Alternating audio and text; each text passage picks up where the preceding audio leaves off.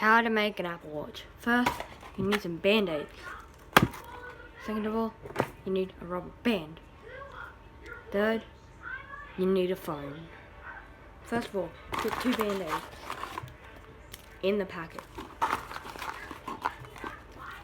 Then, get the rubber band, put that over there, and that in there, tie them together.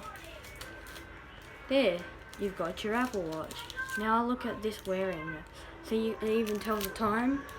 See, it even tells the time. Right now it is 2:46, right? Right? In Australia maybe, but nowhere else. Look, it even tells the time. Look, seriously, look. It tells the time.